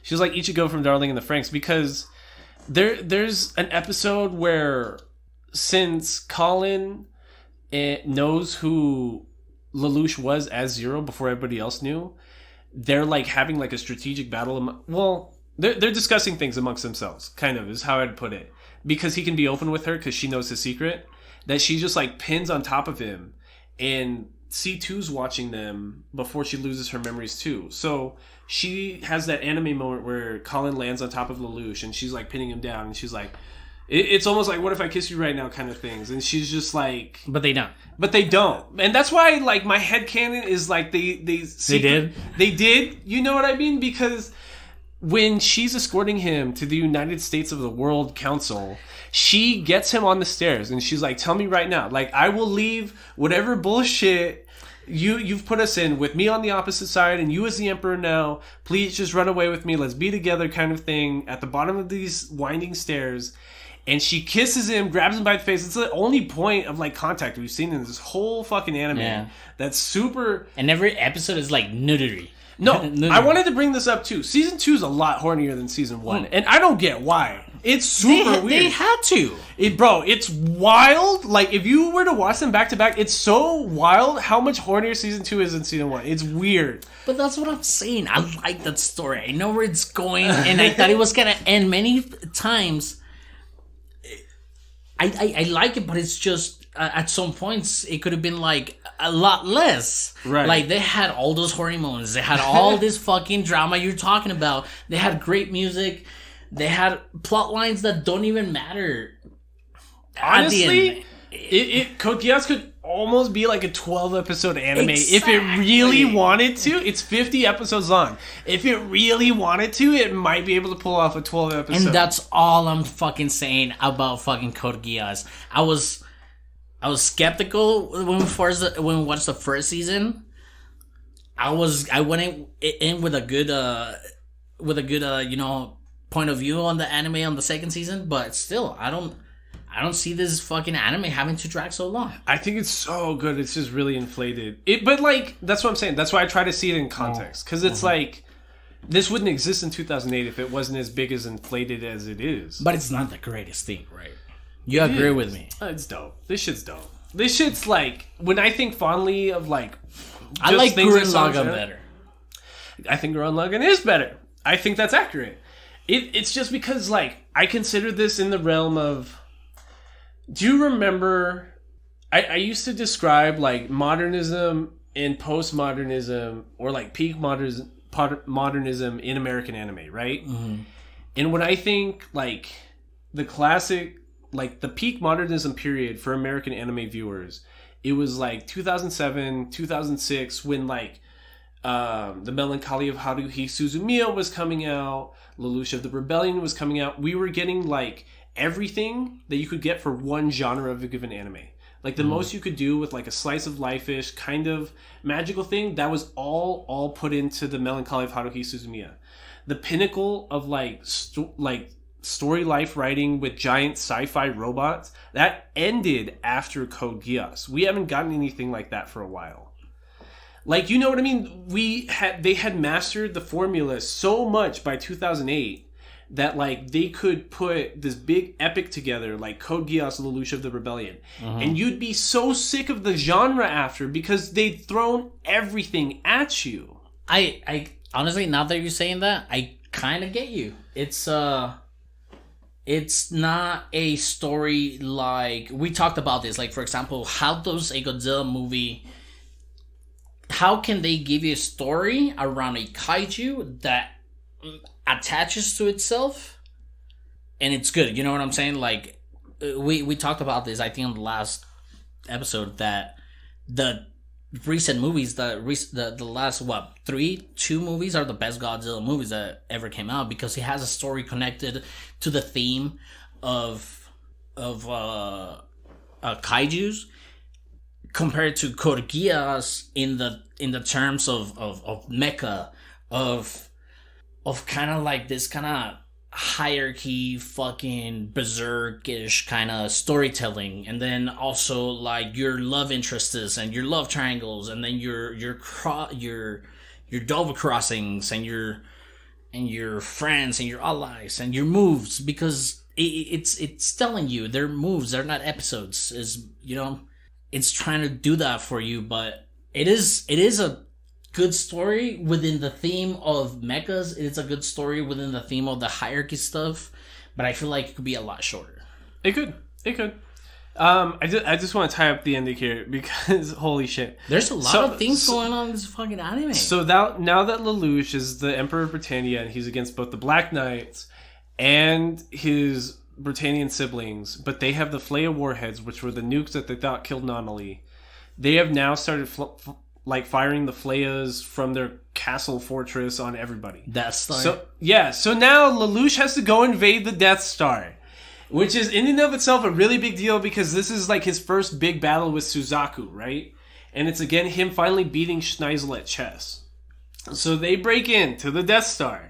And we get this crazy ass battle. Honestly, these next two episodes are wild because it's just so much just Gundam fighting. Like, most of the episode is just fucking robot fighting.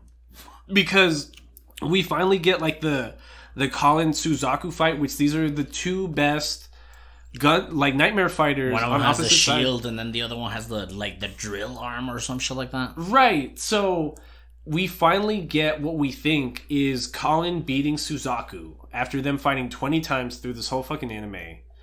And Lelouch has to get the Flea warhead button from his sister Nonali inside of the Death Star. He overtakes Schneisel's mind, making Schneisel give up the campaign by controlling him with Geass. And he's his friend now. But now, that Lelouch has beaten everybody, he has to fulfill his final promise to Suzaku. That Suzaku wanted the end of everything and for Lelouch to not to be in charge and to atone for all the wrongs he did to get where he's at. So now that Lelouch has kind of accomplished his big goal, which was to put the whole world under one government so that nobody would fight each other because he controls every military in the world, he has Suzaku kill him a year later. Because everybody hates Zero now. Because everybody hates Zero now. Yeah, so everybody's like, oh shit, he shouldn't be doing this. Well, they don't think he's Zero still. Yeah. So they're having a parade to go kill Colin and the rest of the Black Knights or whatever, with Suzaku at the helm as the Emperor. And then out comes Zero, who does a bunch of ninja flips and shit, murders Lelouch the Emperor in front of everybody. His body tumbles down, and his lifeless body staring at Nonali. And again, this is him fulfilling his promise to Nonali, because Nonali had to die under the new system he made as Emperor Lelouch. So he has to overthrow himself to finally give Nonali a world that she can live in. And here is again where it reminded me about the Green Knight, when the Green Knight saw his future as a king of a village that was gonna get fucking murdered because he did what he ran away from the Green King, whatever. Right. But at this point, I'm very happy with the story. Right. But nothing before this final episode, told me that this was gonna be a good payout. Mm-hmm. I do like this payout, but I feel like I would love a lot more payout. It's just wild because the ending implications here are that Suzaku lived the fight with Colin. So you watch that fight and you're like, fuck yeah, Colin really was the best Nightmare fighter. But it's did Suzaku and Lelouch clearly planned this, so he planned to lose. Mm-hmm. So Colin really wasn't the best. It was always Suzaku.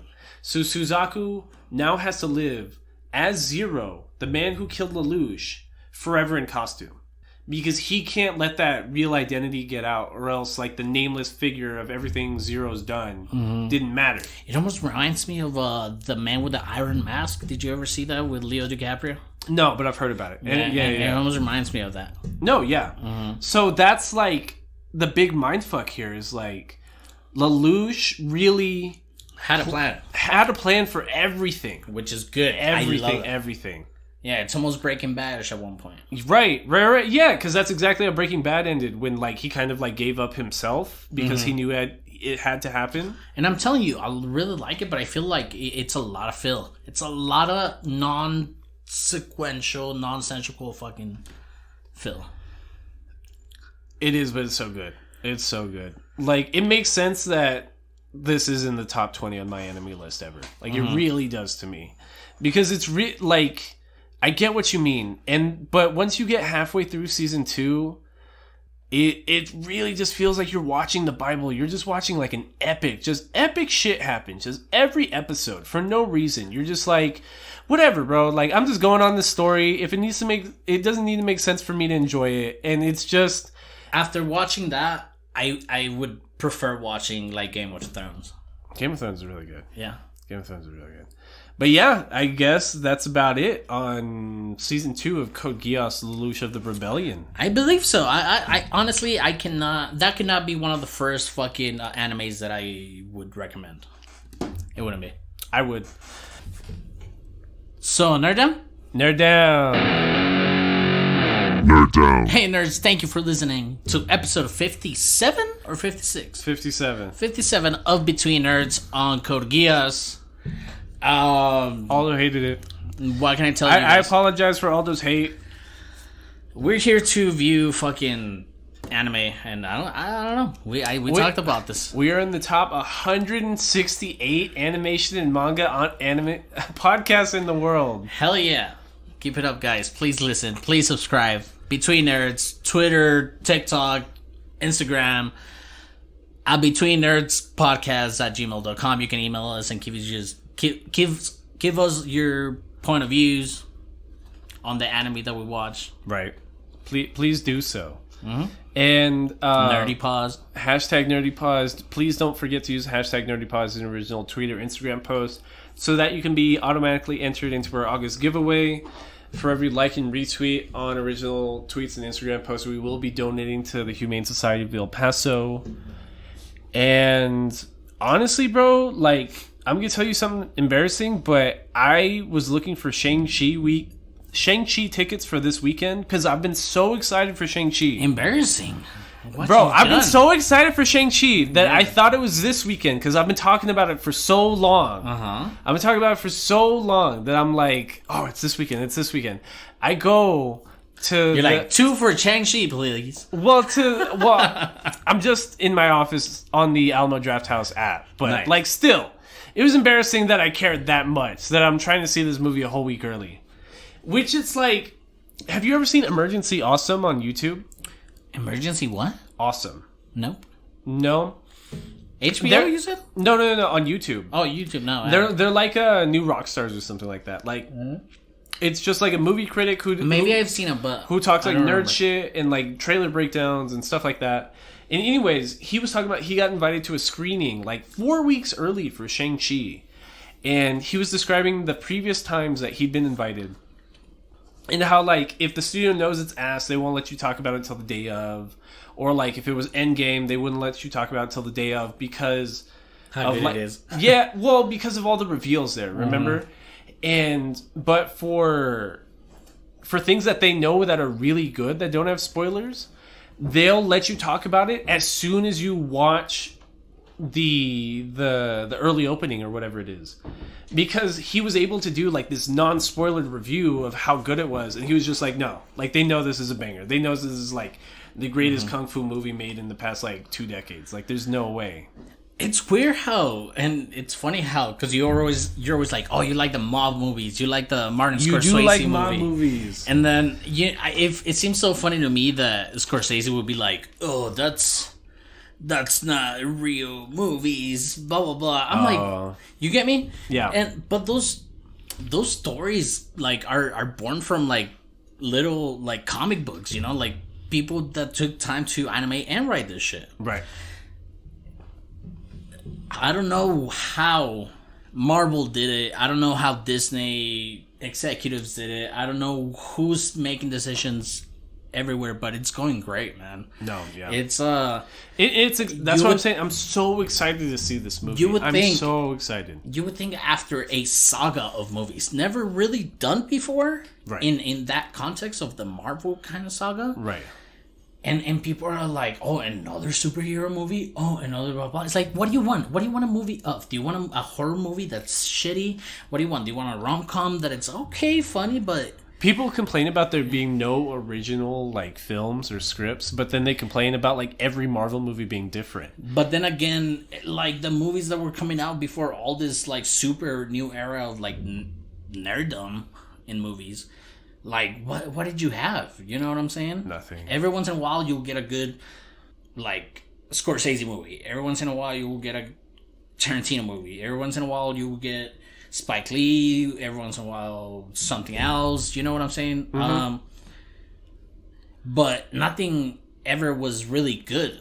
You know, 50 First Dates was cool. It's funny. But, like, you know what I'm saying? No, I get you. Yeah. And that's why I've been, like... so interested in the Eternals trailer because it's like, bro, I cannot stop watching breakdowns of the Eternals trailer and how it connects to everything that we've been watching when it comes to Kang the Conqueror and the rest of the Eternals and how it's been just everything. It's like I'm so excited to be back in the middle of like a Marvel phase. You know what I mean? Like remember like after the second Avengers movie when we were just in the lore. You know what I mean? We were just in the middle of there was no end to it. Just all this lore happening at once. All these films coming out and just like adding so much to the story all at once.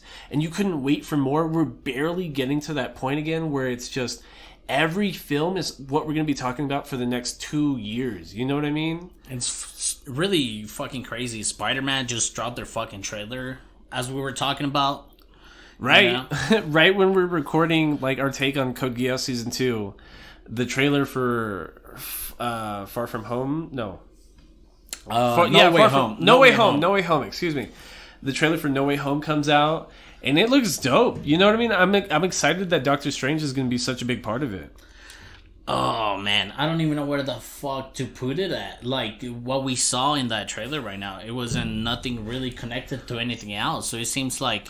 Well, what we know is that, like Marvel Studios, as part of Disney, likes to put fakes in the trailers. Correct. So, like, a lot of, like, the super things that you were saying, like, why would Doctor Strange do that? He wouldn't fucking do that. And he probably won't do that. Probably. Like, you're right. Remember how many fakes of the Endgame trailer and like the one before that were? Like, all the promotions we got were fake plot points. That's fucking crazy, dude. That's how you should do it for trailers. I feel like trailers give out too much sometimes. It's because not everything's going to have the draw of Marvel. Like, imagine an A24 movie lying about what the plot is. Like, you need to almost prep your audience for it. Yeah. Mm-hmm.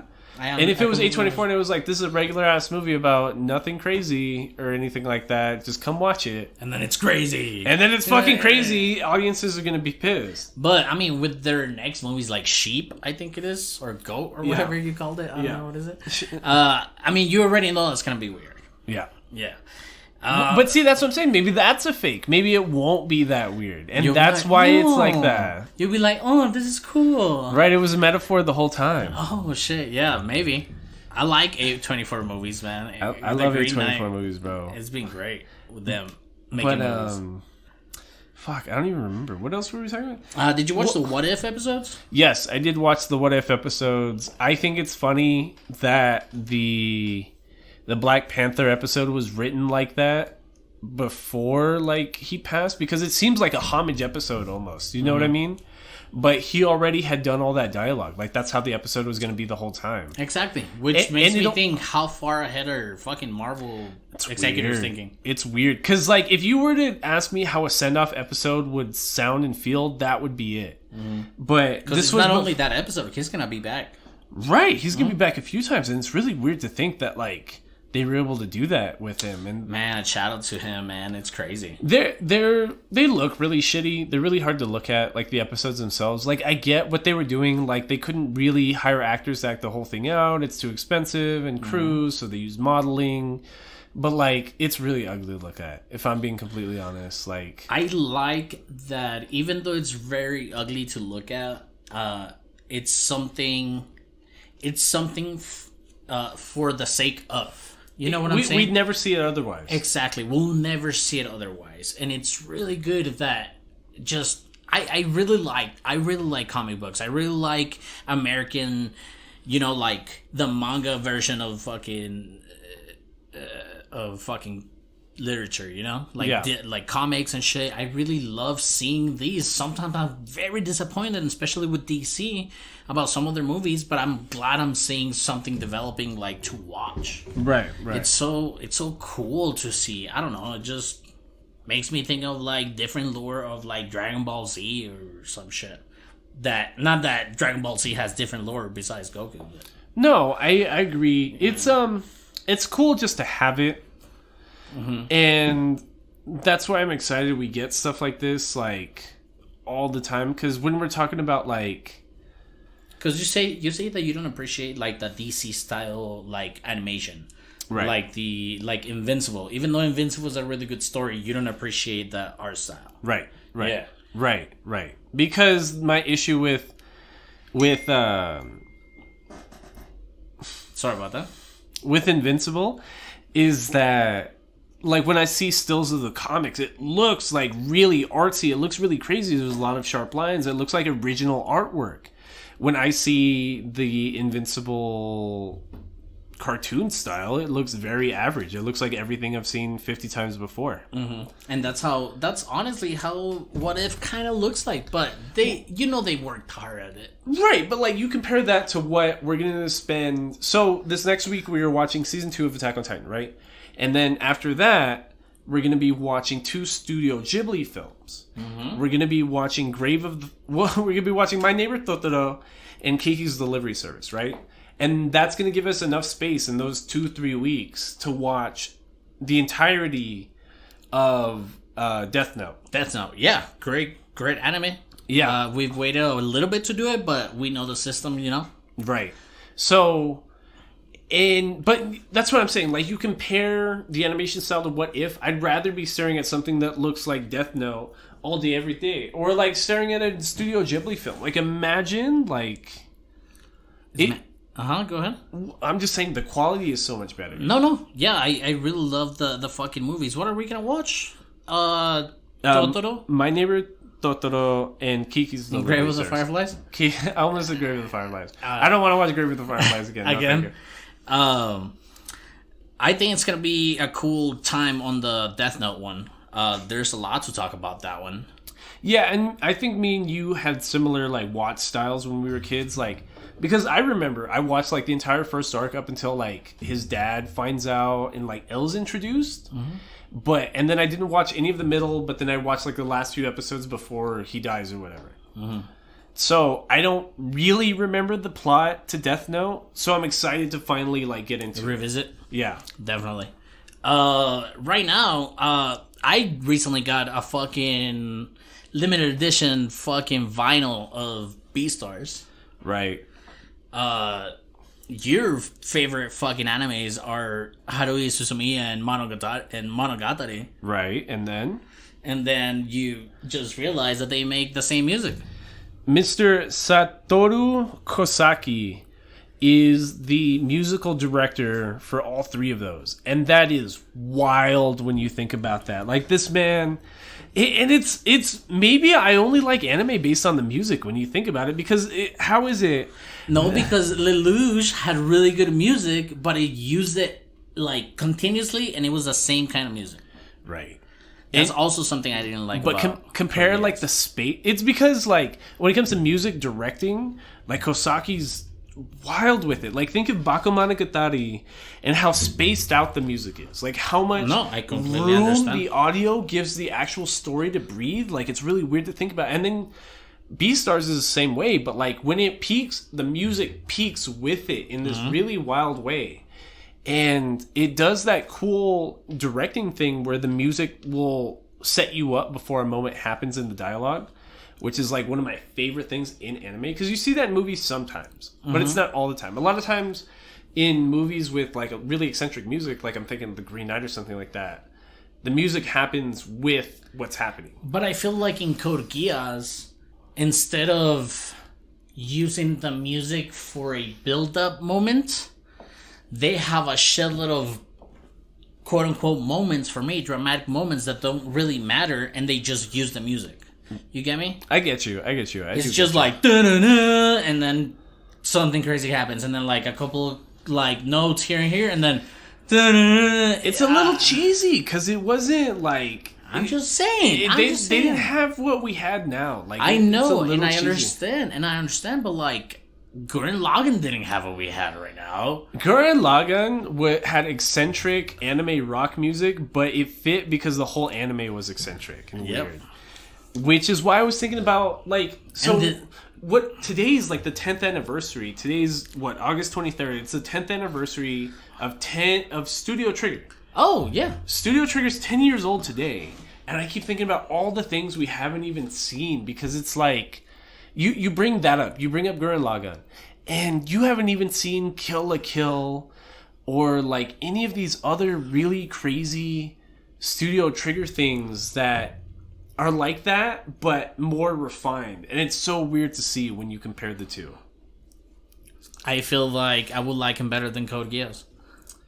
Hey, man. I think Code Geass is going to be a good reference point. Does that make sense? Like, it is a good. I'm trying to compare like different animes and stuff. It's always compare it to NGE, compare it to Okami, compare it to. I've got these baselines. You can't compare anything else to Code Geass. I understand. Right. Yeah. So I can be like, this thing's stealing from Code Geass because nothing else was Code Geass before that. Correct. Yeah, I get you. But anything after that, I was playing fucking Link to the Past for a while already. How is that? I've been wanting to get into the old like Zelda games because I keep looking up those bad videos of like Majora's Mask lore and I just miss having that storytelling like in my life. I really miss Majora's Mask and Ocarina of Time, but it sucks that we don't have access to those in our. I don't know why Nintendo Switch. hasn't. Like, I don't know what they're thinking. Like, there has to be something there, right? Like, they know that these are their most popular games. Well, they have this thing called the Nintendo Online or whatever thing that you can play SNES games and Nintendo games. Right. So within the Super Nintendo emulator, I've been playing Link to the Past because that's one of my favorite ones. That's the first Zelda game I ever played. I never played it. I remember, I think there was a port to it for the Game Boy Advance or something, and like, I never played it. What was the one that got remade for the Switch? Oh, that's the one where he's on the island with the whale. The little cartoony one? Yeah, that's it's the direct sequel to Legend of Zelda 2. I don't know. I don't remember so it is also a trade game, but it's a lot harder. The dungeons are a lot intricate and... Honestly, I have that game, and I'm sad I don't remember what it's called, but I never finished it because I forget what I was doing. I think I was watching like a Let's Player or somebody I like on YouTube beat it, and I watched him beat it, and I never wanted to go back and finish it. You're like, I already beat it. Yeah, you can get what I'm saying. Because I know what to do. I was there right at the last dungeon. His series came out where he beat it, and I was like, nah, I don't want to watch it anymore. It's I don't know. I don't want to play it anymore. Like, for me, honestly, this is my first time actually experiencing Link to the Past because before, I didn't know English. So I couldn't read what I was talking to with people. Right. So it was just trial and error. It was just a massive amount of time. And it works because, I mean, I was just growing up in Juarez. We didn't have enough money to like keep buying like games or anything like that. So you was just replaying the same game. So so you're just trying to do this shit. The same thing with Metal Gear, like Metal Gear Solid 2. Like, I didn't know English at the time. I was just going through it like blind. My mom acclimates me learning to read so quickly because of the Pokemon games. Okay. Because like the first game I ever had was like Pokemon Red, and I played the shit out of it. I didn't move to El Paso till I was in 6th grade, the beginning of 6th grade. Okay. So I only knew Spanish. I knew a little bit of English because of NTV and the games. But it was mostly like, yo, hi. But now the different experience that I'm having with Link to the Past is crazy because I'm like, it's hard. Like, are you able to actually progress in the game right now? Absolutely, because now I talk to a villager and they're like, "Oh, go do this." I'm like, "Oh, that's what I have to do," and then you just go do it. Right. I just remember because I played Oracle of Ages and Oracle of Seasons for the Game Boy Advance, and I remember I had to buy the guidebook at the time because I was so lost on how to beat those games. That's why I was asking, like, difficulty wise. Like, no, if you I think feel it's like cool. You can do the Link to the Past. I just hate it when I get caught up in this moment that I keep dying and dying and dying. You know what I'm saying? I remember. Did you ever have a PS2? Yes. Okay. Do you remember the Jackson Daxter game? That was my first PlayStation. Yes, I do. Do you remember Jak 2? Jak 2? No. So it was just the That's direct the guy with sequel. The green kind of thing, right? Yeah, with the green blonde hair or whatever. Yeah. So the direct sequel to Jak and Daxter was Jak 2, and I played the shit out of that game because it's the only game I had for my PS2, and like I just didn't have enough money at the time to get in a different game. Exactly. So I played the shit out of Jak 2. And it was a platform, but a 3D platform. And I remember what you're talking about, like the spiraling. Like, you just keep fucking up on the same part. And it's not until that you, like, really just sit down, like, just turn it off and just go away for, like, a day. Yeah. And then you come back and you beat it easy. Like, you're within like, 5 seconds. And you're like, wow, I'm stupid. Because at that time, you're like, fuck. Same thing happened to me with a Donkey Kong for 64. Mm-hmm. Same thing happened to me with Ocarina of Time. But, like, I'm telling you, like not knowing English. I don't even know how I was playing video games because I'm just like pressing A through like dialogue. Right. Like I'm just like going through it and I just go and find shit out and it's just fucking ridiculous. That shows how much fucking time you had as a kid. But you were beating these whole games just from trial and error. Just like just fucking around, dude. It's crazy. That's hilarious. My cousin, like he was the one that had the Super Nintendo. He was the one that had the PlayStation 1. Right. The Resident Evil. Like, how the fuck do you play Resident Evil as a kid? That's just ridiculous. I don't know. I don't even remember. The first Resident Evil I played wasn't even till the PS2 one where he's on an island with like a bunch of Spanish people. Oh, the fourth one? The fourth one. I think that one sucked ass, right? I don't even remember. Like, fuck. Like, I wish I had more games as a kid. Like, and now I don't even have time to play the games I want to play. Like, so I still haven't beaten half of Persona 5 Royale. I'm trying to rebeat the Mass Effect trilogy. And I want to buy, like, the complete, like, Legend of Hearts HD. To not play it ever? Just to not play it. That's what I'm saying. Like, it has every game I would ever want to play. But I'm never going to have the time to actually play it like that. It's so I weird. hate being old, bro. Dude, it's so weird. I hate being old. I can't, like, I don't know. Just the amount of time they need to play video games. I don't know if you experienced this with your girlfriend, but, like, when you're like, oh, I'm going to go play video games. They're like, oh, okay. And they're like, so are you going to be finished anytime soon? I'm like, it's only been an hour. Karen I need at least like 6 hours to play. Karen doesn't let me play video games while she's home. Aww. I need to plan around her being home or I'm not allowed to play video games. And that's why I've been playing a Link to the Past because I can just like between the baby spread and it. You know what I'm saying? But I can't sit down and play Call of Duty or anything like that. Right. You know what I'm saying? How are you gonna jump into a game like that? I want to get good at. Honestly, I was Apex. playing. That's what I'm saying. I was playing Yu-Gi-Oh! On Friday, and people were talking about Apex. I'm like, I wish I had time to play Apex. And that's what I was gonna ask you today if you wanted to play later tonight. If you have time, but I don't think you do. I don't think I do because I need to go iron shirts for work tomorrow. It's the stupidest thing. I have like $200 worth of like Yu-Gi-Oh! Singles I need to put out tonight. God, I hate being old. Whatever. This has been Between Nerds.